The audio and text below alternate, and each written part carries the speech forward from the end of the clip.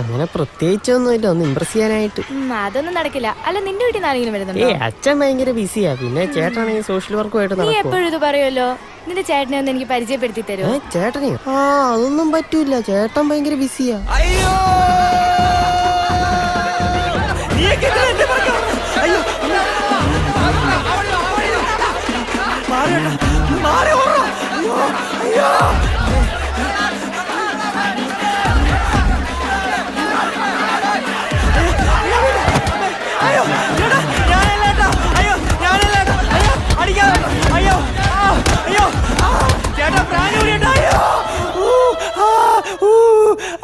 നിന്നെ ഞാൻ രാവിലെ റേഷരി വാങ്ങാൻ പറഞ്ഞു വിട്ടില്ലേടാ, പിന്നെ എന്താടാ ഈ കൊല്ലത്തില്?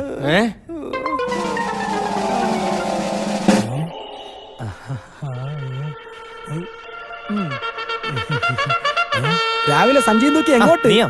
എടാ അച്ഛൻ റേഷൻ വാങ്ങാൻ പറഞ്ഞു വിട്ടേടാ. നീ ഇങ്ങനെ അടിമക്കനായിട്ട് ജീവിച്ചോ? ഡാ റേഷൻ അടി ചുമന്നാലൊന്നും നീ ഫേമസ് ആവില്ല. എന്നാര് പറഞ്ഞു? അരിച്ചൊക്കെ ചുമന്നല്ലേ ടോമിനെ ഫേമസ് ആയത്. മാത്രമല്ല എന്നെ കണ്ട തീവണ്ടിയിലെ ടോമിനിയുടെ ലുക്ക് ഉണ്ടെന്ന് എല്ലാരും പറയുന്നത്.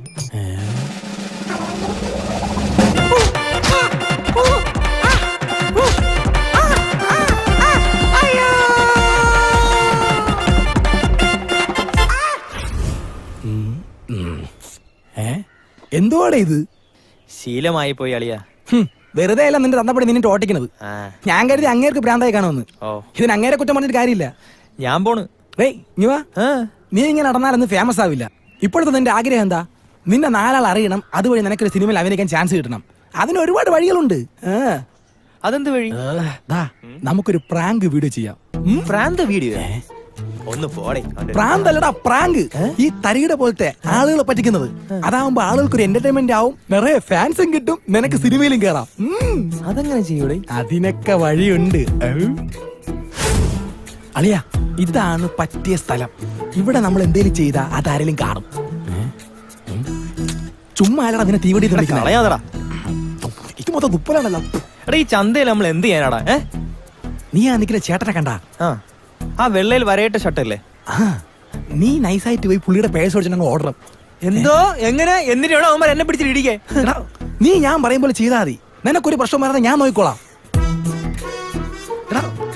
നീ ആ ചേട്ടൻ്റെ അടുത്തേക്ക് പോയി പേഴ്സ് എടുത്ത് അങ്ങ് ഓടുക. ബാക്കി ഞാൻ ഏറ്റു. ഞാനിതെല്ലാം റെക്കോർഡ് ചെയ്യില്ല ഇവിടെ. എടാ പ്രശ്നമാവില്ല, നമുക്ക് ആ ചേട്ടനോട് ചോദിച്ചിട്ട് ചെയ്താ പോരെ. ഓടാ, റിയാലിറ്റി പോവും. നീ ഞാൻ പറയും പോലെ കേട്ടാ മാത്രം മതി, നിനക്കൊരു പ്രശ്നം വരാതെ ഞാൻ നോക്കിക്കോളാം. നീ പോ. പേഴ്സ് കണ്ടല്ലേ? തോന്നിക്കുന്നു. പോ. പോടേ, ഒന്ന് പോടേ.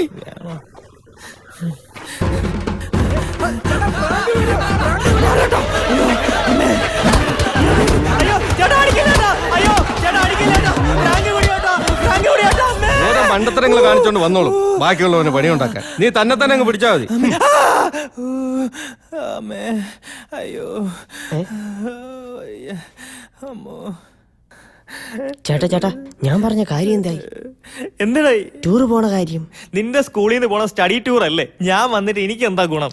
ചേട്ടാ വരാന്ന് പറഞ്ഞില്ലേ ചേട്ടാ? പ്ലീസ് ചേട്ടാ ഒന്ന് വാ ചേട്ടാ. ചേട്ടനെ കൊണ്ടുവരാന്ന് ഞാൻ പറഞ്ഞു പോയി ചേട്ടാ, പ്ലീസ് ചേട്ടാ. ഒന്ന് മിണ്ടായിരടേ. ഇവിടെ കോണം കത്തപ്പോഴാണ് ചന്തി എഴുവലി. ഓ ശരി, എനിക്ക് അവസരം വരും അല്ലേ അച്ഛാ?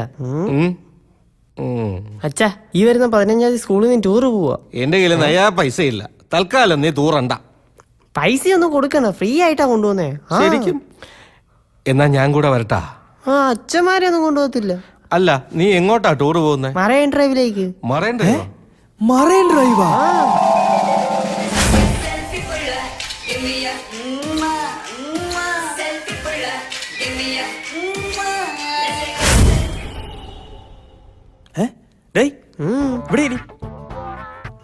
അല്ല, നീ എന്റെ അടുത്ത് ആദ്യമായിട്ട് ആവശ്യപ്പെട്ട ഒരു കാര്യമല്ലേ? അതിന് നിനക്ക് നിർബന്ധമാണെങ്കിൽ ഞാനും കൂടെ വരായിരുന്നു. ഇല്ല, നിർബന്ധമൊന്നുമില്ല. അല്ല, ഈ മറൈൻ ഡ്രൈവിലല്ലേ ചുമ്മന സമരമൊക്കെ നടന്നത്? അടുത്ത ഒരെണ്ണം വരുന്നുണ്ടെന്ന് കേട്ടു. ശരിക്കും?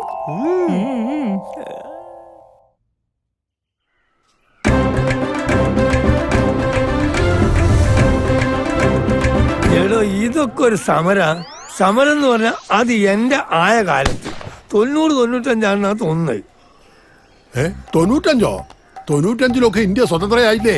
പിന്നെ ഏത് സ്വാതന്ത്ര്യ സമരം? കൊല്ലല്ലടോ, എന്റെ നെഞ്ചളവാ പറഞ്ഞേ. ആ നെഞ്ചും പിരിച്ച് ഞാൻ സമരത്തിന് മുമ്പിൽ നിന്നാൽ ബ്രിട്ടീഷ് പട്ടാളം വെടിവെക്കാൻ മറക്കുന്നല്ലോ, വിറയ്ക്കും. അത് ഇടയ്ക്കാരോ പറയുന്നത് ഞാനും കേട്ടായിരുന്നു. ഇതാരാണെന്ന് പറഞ്ഞെ? പെങ്ങള മോനാ, നീ വിചാരിച്ചാൽ ഇവൻ ഒരു പണി തരപ്പെടുത്തി കൊടുക്കാൻ പറ്റും. എന്നിട്ട് എനിക്ക് പണിയിട്ടണം അല്ലേ? നിനക്ക് അങ്ങനെ തന്നെ വേണം. ഏയ് അങ്ങനൊന്നുമല്ല, നല്ല ഗുരുത്വമുള്ള പയ്യനാ, കണ്ടില്ലേ? ആ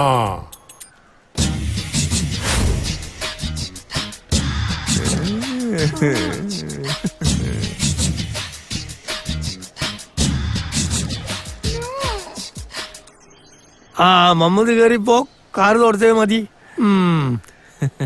അതിന് ഞാൻ കാറ് തുടച്ചു കഴിഞ്ഞില്ലല്ലോ മുതലാളി. ഒരുപാട് അങ്ങനെ തുടക്കണ്ട. അല്ല, ഞാൻ സമരത്തെ കുറിച്ച് പറഞ്ഞത് ശബരിമല വിഷയം ഇത്രയും രൂക്ഷമായതുകൊണ്ടാ. അത് പറഞ്ഞപ്പോഴാണ് ഓർമ്മ വന്നത്. പണ്ട് ഗാന്ധിജി കേരളത്തിൽ വന്നപ്പോ ഇതുപോലൊരു പ്രശ്നം നടക്കായിരുന്നു. കേരളം നിന്ന് വിറക്കല്ലേ. അന്ന് ആ സമരത്തിന് മുമ്പിൽ നിന്നത് ആരാ? നിന്റെ തന്ത. ഞാനടോ ഞാൻ. കണ്ടില്ലേ?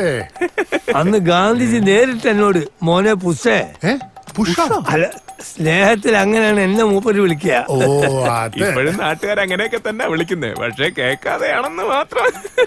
ചെറുക്കനെ കൊണ്ട് തോറ്റ്. ഇതാരാണെന്നാ പറഞ്ഞേ? പെങ്ങടെ മോനാ. നിനക്ക് അങ്ങനെ തന്നെ വേണം. മോളെ, അച്ഛൻ രാവിലെ തുടങ്ങിയോ? ഞാനിവർക്ക് കുറച്ച് ടിപ്സ് പറഞ്ഞു കൊടുക്കായിരുന്നു. രാവിലെ ഞങ്ങളെ പിടിച്ചിരുത്തി കത്തി വെക്കുക, ഒന്ന് ഞങ്ങളെ രക്ഷിക്കൂ.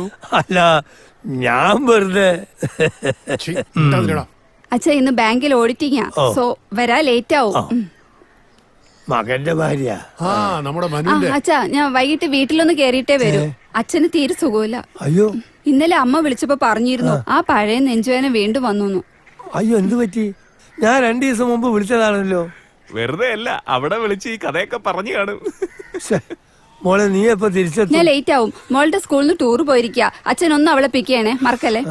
അവൾ ഇവിടെ അടുത്തൊരു ബാങ്കിലാ വർക്ക്. ഓ അത് ശരി. മോളെ ഞാൻ കൊണ്ടുവിടാം. വേണ്ട മമ്മദ്ക്ക, ഞാനൊരു ഓട്ടോ വിളിച്ച് പോയിക്കോളാം. പിന്നെ വൈകുന്നേരം മോളെ കൂട്ടാൻ അച്ഛന്റെ കൂടെ ഒന്ന് പോണേ, മറക്കല്ലേ. ഓ ശരി. അല്ല കേശവ, ഞാൻ പറഞ്ഞ കാര്യം ശബരിമല അല്ലേ? അതിന് ഇവന്റെ ജോലിക്കാര്യം. നീ ഇങ്ങോട്ട് അടുത്ത് വന്നേ. അതെ, നീ ഇവിടെ നേരെ പുറത്തിറങ്ങുക. എന്നിട്ടൊരു ഓട്ടോ പിടിച്ച് പാളയത്തിലേക്ക് പോവുക. ആ പാളയത്തിലാണ് ജോലി? അല്ല, അവിടുന്ന് കുറച്ചുകൂടി മുന്നോട്ട് പോയാൽ ഒരു ഓവർ ബ്രിഡ്ജ് കാണാം. ആ ഓവർ ബ്രിഡ്ജ് കഴിഞ്ഞ് ചെല്ലുമ്പോ ഒരു തിയേറ്റർ കാണും. ഓ തിയേറ്ററിലാ? അല്ല, പിന്നെ അങ്ങോട്ട് പോകരുത്. ഓവർ ബ്രിഡ്ജ് എപ്പുറത്ത് വെച്ച് നേരെ എടുത്തോട്ട് ഒരു ഇറക്കുണ്ട്. ഇറക്കത്തിൽ ഇവനെ കൊണ്ട് ഇരുത്തുക. അല്ല പിന്നെ രാവിലെ ഓരോന്ന് വരും കുച്ചും പൊരിച്ചും കൊണ്ട് ഈ പണി എടുത്തോട് വല്ല കൊടുത്തു. നമുക്ക്